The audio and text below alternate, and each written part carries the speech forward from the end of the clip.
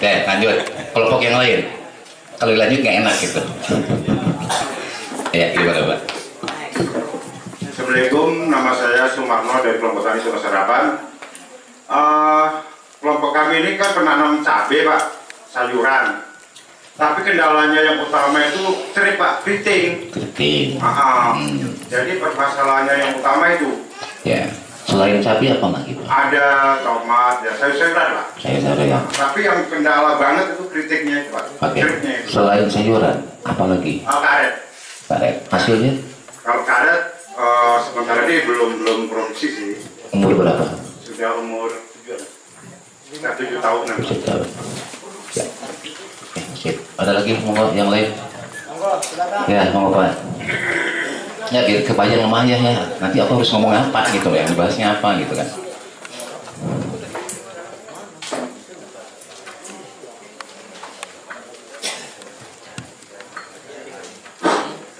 Assalamualaikum warahmatullahi wabarakatuh. Nama saya Pak Liling, kelompok tani Mekar Bakti. Yang kami sedang dikembangkan kami awal pertama itu tanaman salak Pak. Kemudian lada, kemudian buah-buahan, ada beberapa macam buah-buahan, ele, durian, cipeda. Nah kemudian yang juga ada sayur-sayuran. Tapi keluhannya sayur-sayuran itu tadi seperti itu, keriting dan hama. Aduh. Kemudian kalau ke lada Pak, itu apa? Penyakit keriting juga sama layu. Busuk akar sama hama buah. Busuk pangkal batang. Kalau salak, ya itu juga hama, ada hamanya juga Pak. Ini kemudian pemasaran. Karena kalau HP Pak, apa saya tanya, sama kan HP-nya kalau di sawah dengan di darat. Ya. Kalau HP air Pak, ada sepunya, tapi kalau di darat tidak ada. Iya. Oke. Jadi ini penderitaan berkepanjangan ya. Semuanya masalahnya Pak ya. Ya mudah-mudahan selesai dari sini semua masalah itu nggak ada lagi ya Pak ya. Nanti kita bahas. Oke, siapa lagi mau? Katanya 10, ini baru 3. Ayo. Bukan, mau pengen tahu di tiap-tiap KKM aku pengen tahu masalahnya apa. Terus yang ditanami apa, masalah apa. Biar nanti bisa sekaligus aku gambarkan gitu. Monggo, silakan. Dari kelompok yang lain. Iya, jangan diam aja. Nggak usah malu-malu Pak, nanti malu-maluin ke sana ya. Nanti nyesal.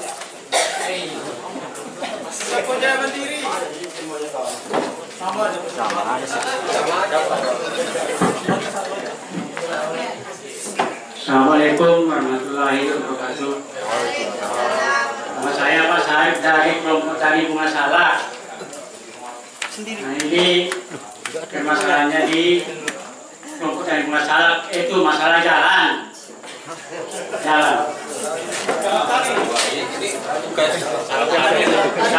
Jalan usaha tani. Sedangkan mengangkut hasil tani itu pakai motor. Sudah. Oke, dari masalah budidayanya gimana Pak? Budidayanya sudah kelompok tani masalah hampir 70%. Maksudnya bagus. Tegakan karet.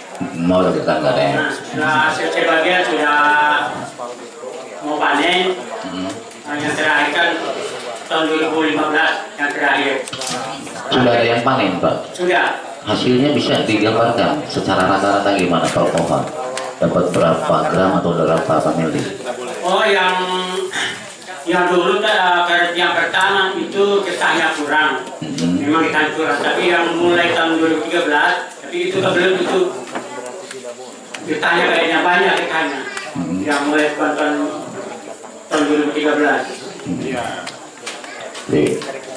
Banyaknya segimana? Ya. Banyaknya segimana? Biar ada gambaran, karena ya juga untuk saat ini udah dari tahun 2013 aku pun membina karet Pulau Jawa ya, dan kemarin kita pun terima karet di Kalimantan Selatan ya. Luasan nggak banyak, 570.000 hektar yang kita kelola ya. Makanya kita pengen sharing gitu loh, apa masalahnya di sini? Karena gini, tahun 2013 rata-rata per hari itu sekitar 30 gram. Setelah kita bareng-bareng share, akhirnya nambah sampai 3 kali lipat. Makanya aku ingin tahu di sini gimana hasilnya real gitu loh ya. Masalahnya itu kita kan ada tengkorak. Itu kan sekarang tapi sudah ada muncul lagi yang tengkorak yang karet yang tidak direndam lagi. Ada. Ya. Jadi dari budidaya sudah mulai lah gitu ya. Karet, selain karet apa lagi Pak? Itu cara apa? Sayur-sayuran, buah, tomat, kemudian. Terus yang lain, kelompok tani yang lain atau kelompok apa ya namanya? Hampir sama ya. Oke, sekarang gini. Oke, makasih ya. Secara umum, silakan. Pak minta ke sana sebentar. Nah, kita enak kan begini lah, diskusi kayak gini kan lebih enak. Jadi aku paham masalahnya apa gitu kan. Jangan sampai aku nyampaikan sesuatu yang nggak berlaku di sini ngapain juga gitu ya. Bismillahirrahmanirrahim. Assalamualaikum warahmatullahi wabarakatuh. Waalaikumsalam. Saya Pak Sallah dari kelompok DKM Bakti. Ini bermasalah masalah durian Pak. Durian. Karena kami dulu dapat bantuan dari pemerintah, durian namanya durian ontong. Tapi ini sekarang kami buat 3 macam isinya di dalam. Ada yang masak, ada yang keras, ada yang hitam. Oke. Nah, itulah. Terima kasih Pak. Assalamualaikum warahmatullahi wabarakatuh. Oke, sebentar. Saya ingin nanya. Itu setahun berapa kali berbuahnya Pak? Tahun sekali. Tahun sekali. Mau tak ajarkan setahun 3 kali nggak? Oke, nanti kita bahas. Terus yang kelompok yang lain mana? Makanya aku ingin tahu ini apa yang mau dibahas gitu ya. Dan nanti pun nggak usah beli, bikin sendiri, aku ajarin bikin ramuannya, ya Pak ya. Ada lagi, mau nggak kelompok yang lain? Barangkali. Assalamualaikum warahmatullahi wabarakatuh. Saya Wawan dari kelompok tani Harapan Sejahtera. Mewakili teman-teman di Harapan Sejahtera yang tanam buah naga. Iya. Penyakitnya nih ada beberapa yang bilang ini jamur, ini bakteri. Yang jelas kering. Yang jelas. Kering mati gitu. Tapi nggak pernah uji. Punya katanya stem kanker, katanya juga. Ini bagaimana solusinya ya? Gitu aja. Terima kasih. Buah naga ya. Ini lagi ditampung kepalanya, nanti aku ngomongnya apa gitu. Buah naga. Ada lagi? Ayo, monggo silakan. Biar kita tepat yang dibicarakan gitu loh ya. Nah, jadi nggak ngelantur kemana-mana. Assalamualaikum warahmatullahi wabarakatuh.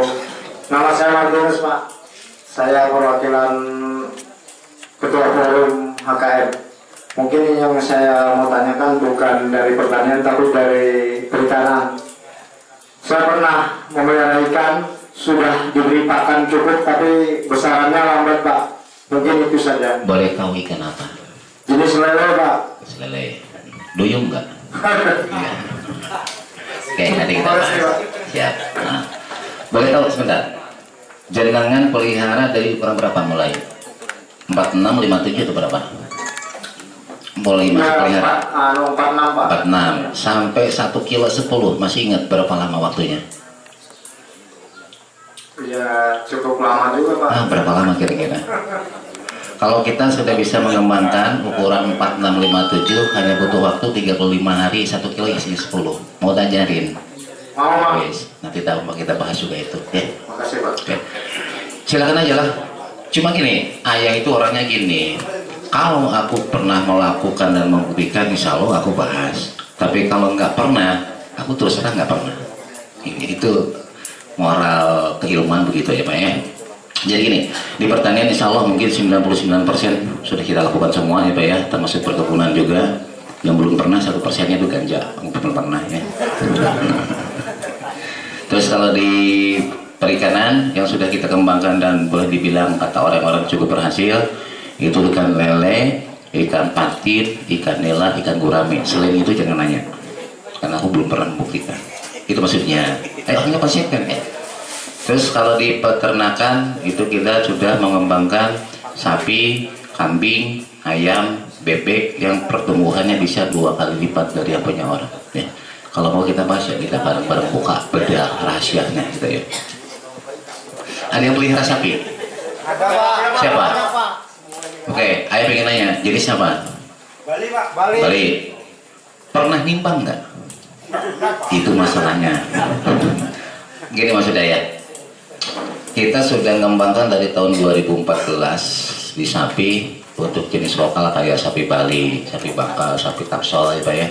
Itu rata-rata penambahan bobot per hari itu 1 kilo hanya dengan damen jerami aja. Kalau untuk jenis cross, semental, limusin, Brahman itu bisa sampai 4 kilo sehari penambahan bobotnya tanpa konsentrat. Mau? Mau Pak. Banyak loh, harusnya 2 minggu aku di sini ya. 2 minggu. Ya udah, apa? Masalah kambing saya mati terus. Yang paling masalah satu ya Pak ya, matinya nggak ngomong ya Pak ya. Ya Allah. Oke, nanti kita bahas ya Pak ya. Gini, sebentar. Ayah itu biasanya dalam sebuah acara kayak gini itu unlimited, nggak pernah mengenal waktu, walaupun penitia menyampaikan sampai jam 5. Aku kadang-kadang sampai hampir jam 3 pagi juga ayo aja. Nanti malam saya kesini Pak. Siaplah ayo. Ya.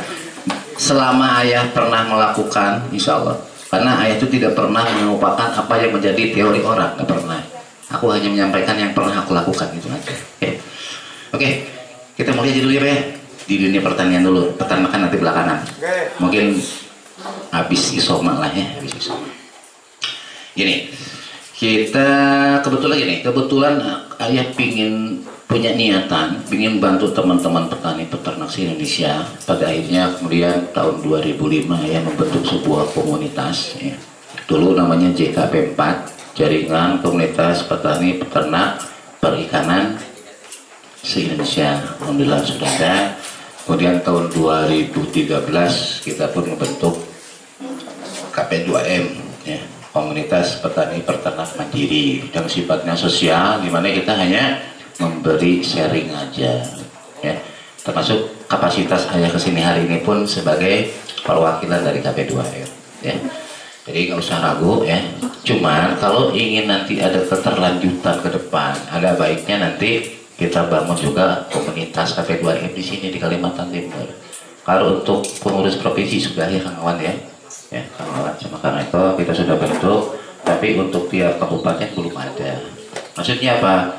Biar kita di pusat bisa memantau kegiatan di sini. Kalau kurang apa kurangnya, kalau lebih apa lebihnya. Karena gini Pak, saat contoh kita contohkan yang di Jawa Timur ya Pak ya, Jawa Timur, Jawa Barat ya, yang sudah berjalan.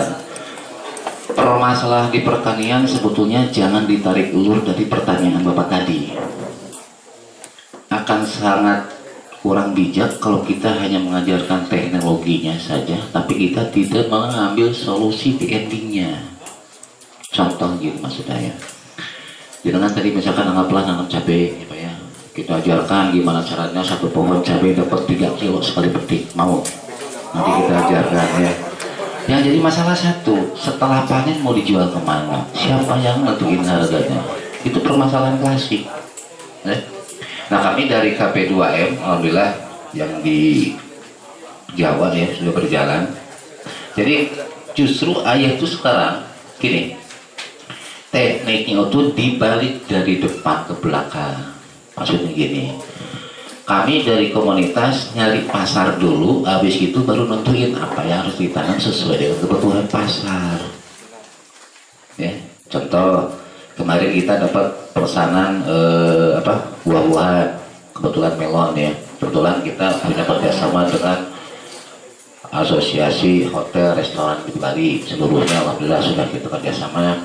Akhirnya kan kita tahu kebutuhan hotel-hotel itu berapa, perharinya berapa, ya sampai per bulan berhitung. Akhirnya ada permintaan, contoh permintaan melon jenis A, awas loh, pasar itu banyak yang nggak paham. Dan jujur petani banyak yang dibodohi di sini. Ya. Contoh kecil, jangan nanam cabai. Yang harga di pasar rata-rata itu adalah harga cabai termurah. Contoh, cabai keriting kan jenisnya banyak. Ada varian dari TM99, ada dari PM dan bla bla bla ya. Awas, ada yang tahu nggak harganya sama nggak? Nggak sama loh, Mas, nanti dikira. Contoh, TM99 di Plaza Keramat Jati, misal hari ini harga 10.000 ya.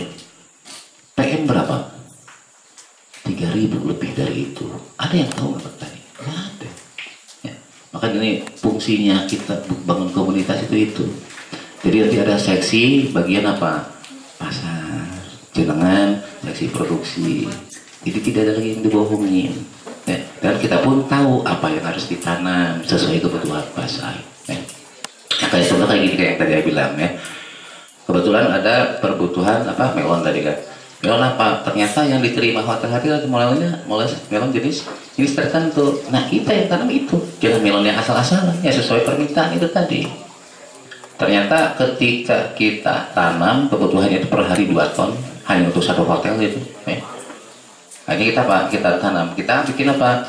Bikin manajemen di lapangan. Walaupun misalkan lahan 2 hektar, nggak sekaligus. Kita setting biar nanti setelah 2 bulan yang akan datang 50 hari panennya setiap hari 2 ton dapat. Nah ini yang harus dibenahi di petani di bawah kita sebagai pelaku. Ya, akhirnya apa? Kita bisa megang pasar. Bisa dipahami. Ternyata apa? Ketika kita bisa mensuplai rutin seperti itu, wah hasilnya sama. Harga jauh beda banget. Pasaran kemarin 7.000, sekarang kita diterima 17.000, selisihnya 10.000 dengan buah yang sama. Ya. Satu orang kemarin teman kita di situ, namanya si Kang Ruli ya, dia hanya nanam 2.000 pohon, jangka waktu 2 tahun dia nanam melon aja untuk supply itu ya. Kebeli rumah, kebeli mobil Innova, bisa berangkat haji, hanya nanam 2.000 pohon Pak. Ketika manajemennya jelas. Ya, tapi kalau kita nanam asal-asalan, nanam masa ikut tanam, pasar nggak paham, harga di pasar pun nggak ngerti, masalah kita jadi objek selamanya. Apa ya? Makanya nih kalau boleh, ya sarankan, ini akan nggak baiknya teman-teman yang 10 SKM ini ya, itu gabung semua, yuk kita bareng-bareng dalam komunitas yang sudah kita bangun di sini, biar nanti urusan pasar bagian komunitas. Jangan semua nanam sesuai kebutuhan pasar. Jadi jangan apa? Jangan nanam sesuai keinginan sendiri, nggak usah, nggak boleh. Misalkan nanti udah kita bangun ya. Ternyata misalkan kata komunitas ini ada pasar butuhnya kita sepakati nanam sesuai dengan kebutuhan pasar itu. Setiap HKM. Ya Pak ya, jangan asal nanam asal. Insya Allah luar biasa hasilnya. Ya. Boro-boro hektaran, 2.000 meter aja Pak kebeli mobil Innova, hanya jangka 2 tahun, 4 kali tanam, masa kita nggak bisa? Ya. Insya Allah kalau untuk jaringan pasar, ayah sama teman-teman mungkin sampai internasional tuh kita sudah punya ya Pak ya. Bahkan contoh kecil aja ya satu, ikan lele aja kita butuh 180 ton sehari. Kalau mau yang jadi masalah ada nggak di sini? Nah, kan? Untuk apa namanya tuh tadi ada yang bilang tomat segala macam ya, cabai per hari untuk Jabodetabek aja kita ada permintaan sekitar 140 ton sehari. Tapi gimana kita bisa ngikat pasar kalau di sininya belum tertata manajemennya? Karena bisa kena penalti nantinya, nggak mudah. Ya. Contoh ya Pak ya, nih Pak Marvirus ya tadi sama Marvirus ya. Kita pernah kerjasama misalnya, ini kita gambaran aja dulu contohnya. Kerjasama dengan Asosiasi Pecel Lele Jabodetabek. Waktu itu ketuanya Pak Irfan ya. Ngobrol-ngobrol, akhirnya disepakati bisa nggak ya pasok untuk seluruh pedagang pecel lele se-Jawa Jabodetabek. Kataku berapa kebutuhannya? 18 ton sehari. Di situ kita senang nggak senang. Kenapa?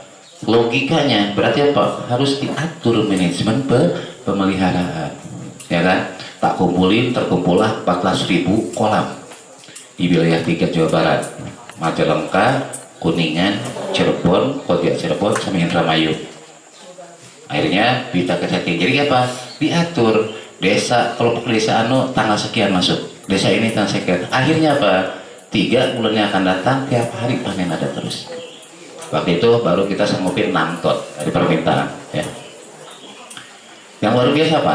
Satu hal.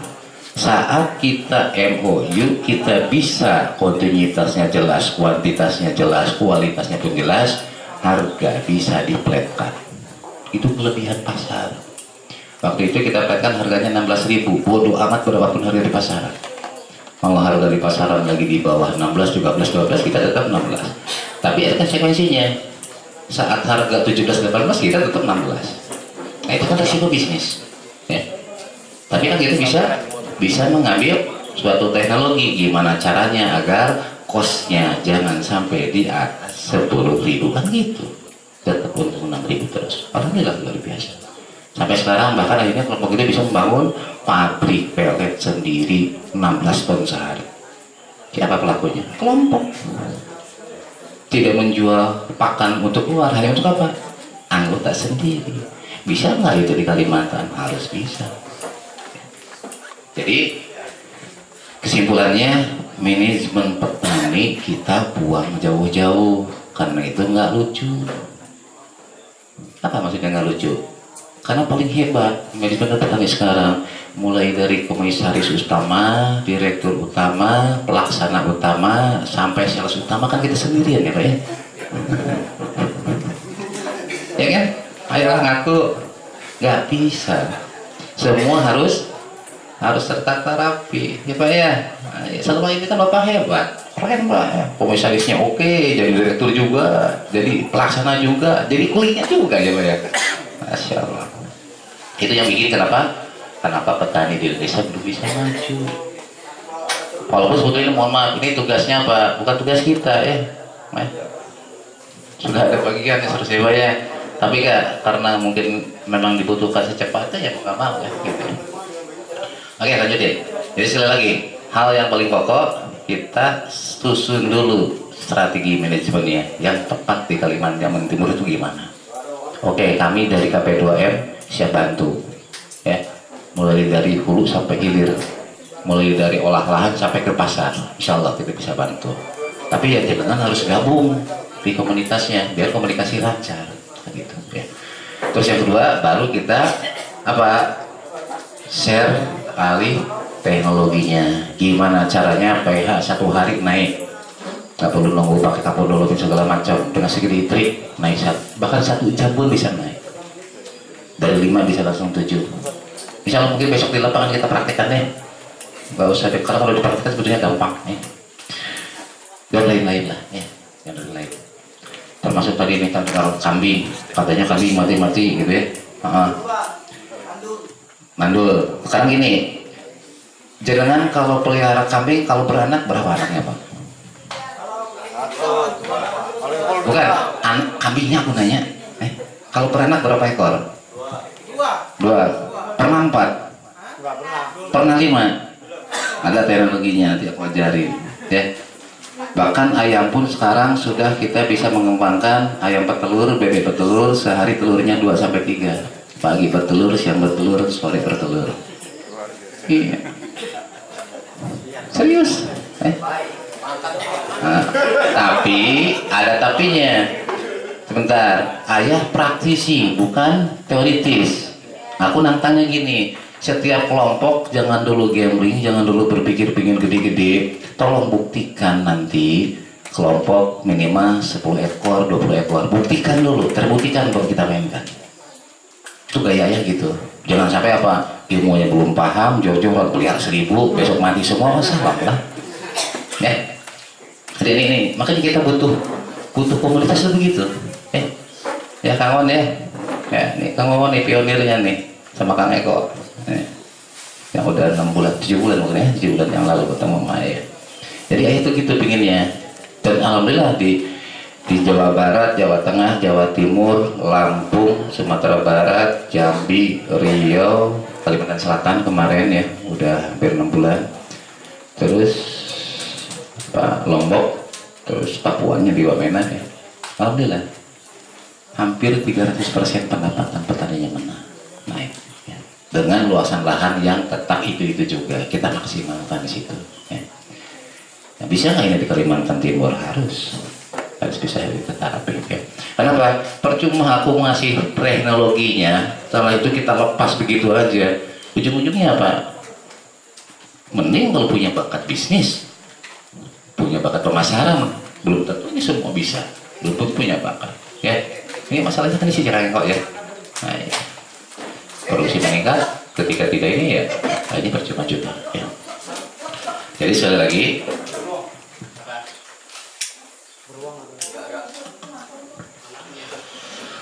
lagi, besok selepas dari sini silakan bicarakan untuk bangun komunitasnya biar komunikasi jelas ya. Insya Allah pasar kita bisa bantu ya. Contoh nih aku dengan teman-teman Kang Eko katanya berapa? Jambu apa? Jambu kristal. Insya Allah kita bisa bantu. Tapi kan balik nanya, berapa kapasitas hariannya? Berapa kapasitas mingguan? Sanggup gak continue? Ya kan? Kalau kita hanya berbicara untuk satu plot tanpa kita koordinir, itu sulit kita nembus pasar. Jujur aja sampai kiamat ya kayak gini-gini terus akhirnya, ya Pak ya. Jadi kita bangun ya. Kalau ada yang sama sejambu kristal, kita data ketahuan, ya. Habis itu baru kita ambil sampling, kasihin ke pasar, keterima enggak?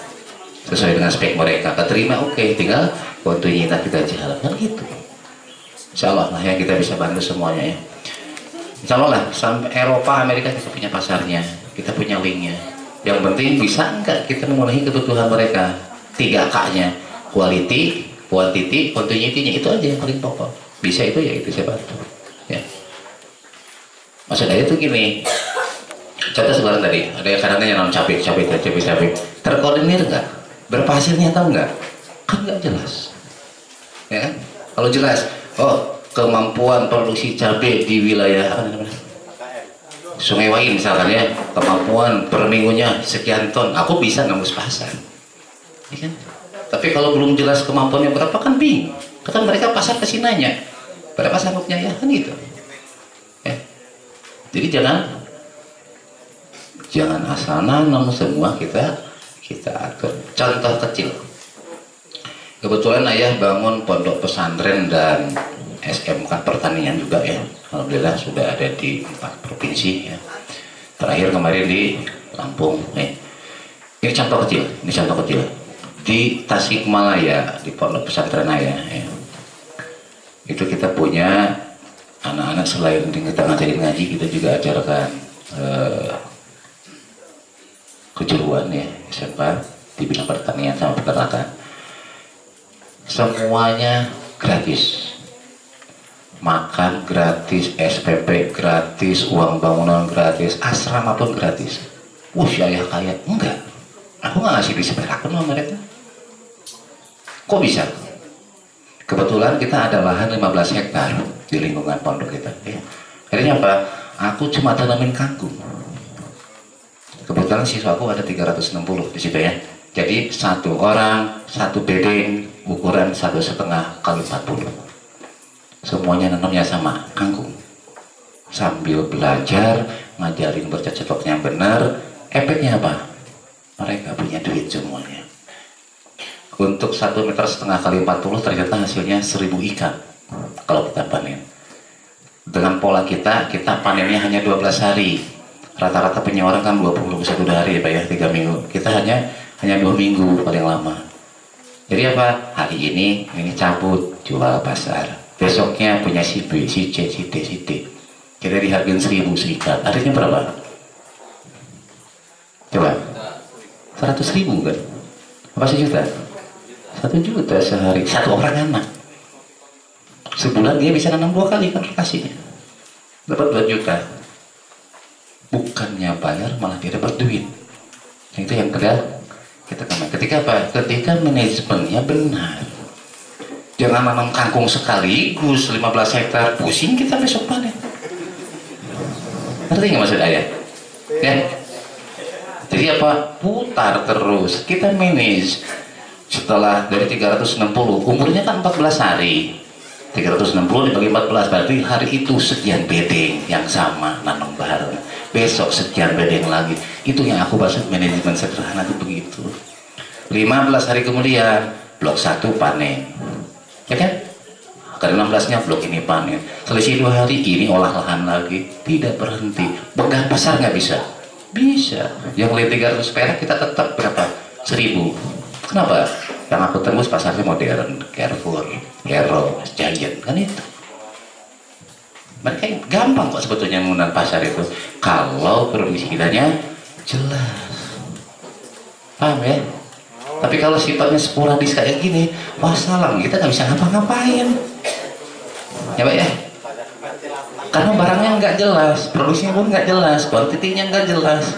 Ya, monggo, bisa nggak itu diterapkan di Kalimantan Timur? Masa di Tasik bisa, di sini nggak bisa?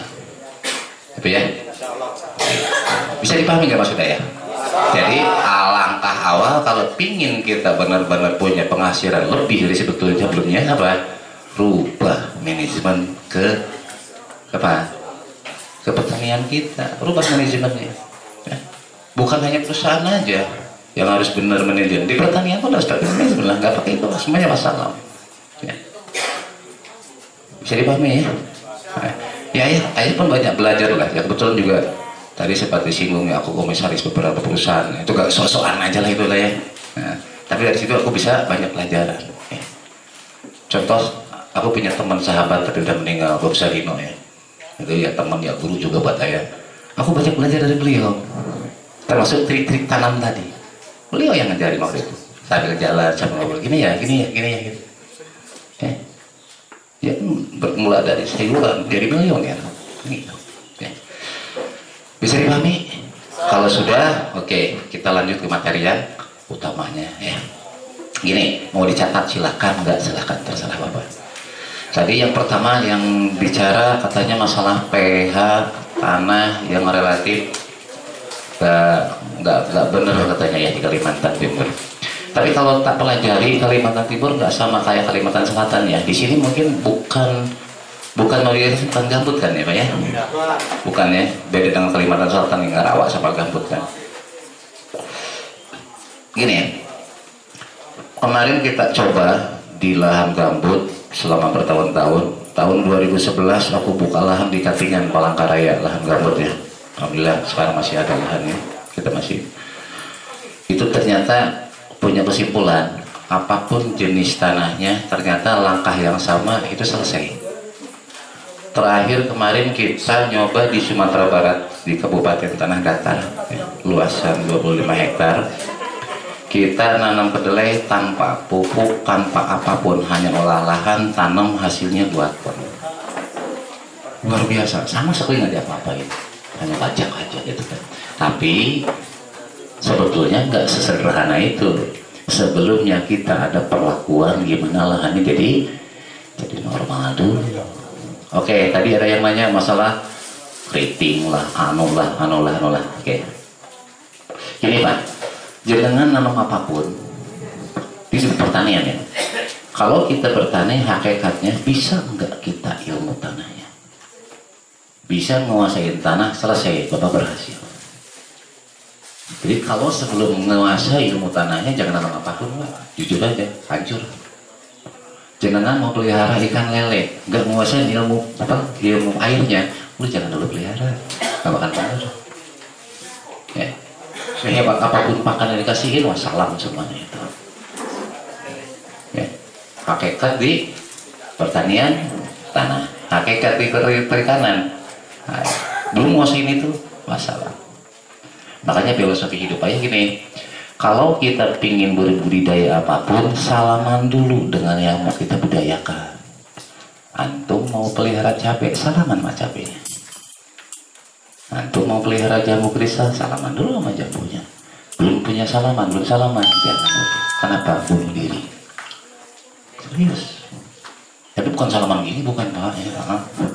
Artinya apa? Kuasai ilmu cabainya. Cabai maunya apa, makannya seberapa banyak, harus diapain. Belum paham, jangan nanam, percuma, pasti hancur, pasti keriting lah, masih anu lah. Kenapa? Siapa yang salah? Jangan yang salah. Belum tahu ilmunya udah budidaya. Pelihara lele nggak gede-gede, siapa yang salah? Lelenya, pakannya bukan, kitanya belum salaman sama lelenya.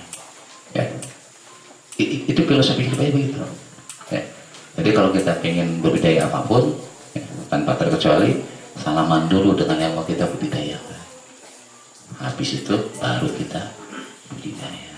Ya Pak ya, hidup memang gambling, judi. Kalau nggak untung, rugi. Ya Pak. Tapi kita jangan jadi penjudi lah. Ngerti nggak maksud saya? Ya. Dan jadi penjudi lah. Paham ya? Dalam koordinasi bergerak mana kan di ayat juga ada itu. Ya, nggak usah dibahas lakukan kayaknya. Jadi paham ya?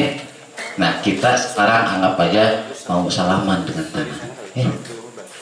Apa ya? Gimana caranya agar apapun yang kita tanam bisa dengan benar, dengan baik, dengan subur. Ya. Ini Pak, penelitian ayah selama ini ternyata 90% hama penyakit itu adanya di tanah, bukan di luar tanah. Hampir 90%. Apapun hamanya, apapun penyakitnya. Ya. 10% itu sifatnya adalah datang dari vektor, dari luar. Ya. Nah sekarang, kalau tadi maaf, yang nanam cabai tadi siapa? Lupa. Udah berapa kali nanam cabai? Udah berapa tahun, berapa lama? Kasusnya tetap aja kayak gitu. Bahkan tambah lama tambah parah. Kenapa? Karena selama ini yang kita pikirkan itu apa? Gimana caranya ngatasi hama penyakit, tapi sumber penyakitnya nggak diurus. Itu masalahnya. Jadi gimana caranya? Ya biang keroknya itu yang kita selesaikan dulu. Habis itu baru kita tanam. Insya Allah selesai. Ya. Tadi saya bilang seluruh hama penyakit 90% bahkan lebih itu hidupnya di tanah. Artinya sterilkan dulu tanahnya dari hama penyakit itu. Baru silahkan kita coba tanam gitu. Ya Pak ya, insya Allah nggak ada masalah.